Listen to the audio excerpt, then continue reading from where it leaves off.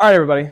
I want you to close your eyes with me for just a moment and imagine to yourselves what an elf looks like. Give you a second. All right, I want to back up.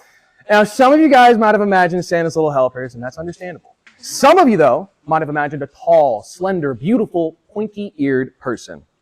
That is an elf created by J.R.R. Tolkien. Hi, everyone.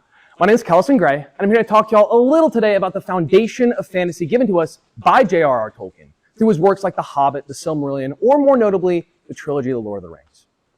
Now, hopefully by the end of this, you'll have a better understanding of the long-lasting effects of this foundation, not just on fantasy, but on our modern culture in general.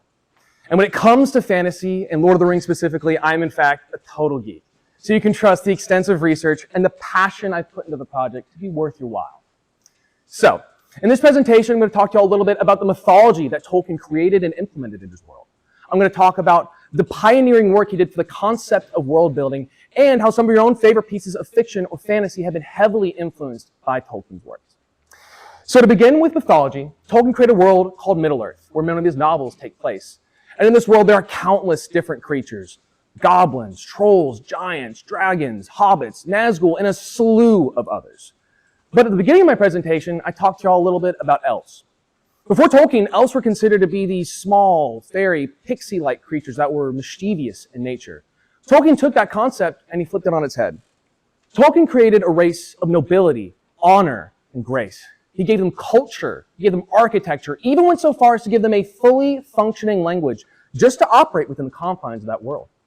Tolkien also created things like orcs, an evil version of elves, a yin to the yang, corrupted by an evil god, Morgoth, who want nothing more than violence and warfare. But Tolkien didn't just stop there. Tolkien added in countless other creatures to his world, like dragons, dwarves, and even people, and he implemented them into his world seamlessly. In the words of Douglas Parker from the Hudson Review, all the way back in the 1950s, to write or talk of real dragons, however, is quite another thing, and vastly more difficult. And I think this really helps illustrate the fact that Tolkien wasn't adding these creatures into his world just as some spectacle to be had or some metaphorical bridge to be crossed. He was adding them in to be a unique and integral aspect of his world, which leads me to my second point, world building. Tolkien created a world with countless different features in it.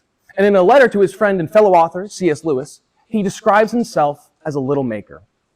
And when referring to a lot of his works like Middle-earth, he describes them as his sub-creations.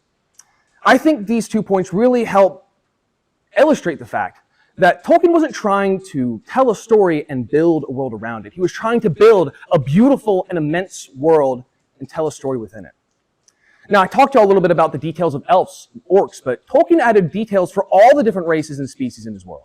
He added history to geographical locations and to cities, lore to weapons and armor, even went so far as to make a painting like this and like this to try and help give detail and interest in his world. Which leads me to my final point of how his influence can still be seen so clearly today. My first example of this is Star Wars. George Lucas, the creator of Star Wars, is on record citing multiple times how influential Tolkien was in the way that he built his world. Star Wars is known for its lush and vast universe, and that is in great part due to the way that Tolkien built his worlds. Another example is George R.R. Martin's Game of Thrones. Martin is actually quoted saying at the Trinity College in Dublin, Tolkien, of all the authors I mentioned earlier, had an impact on me.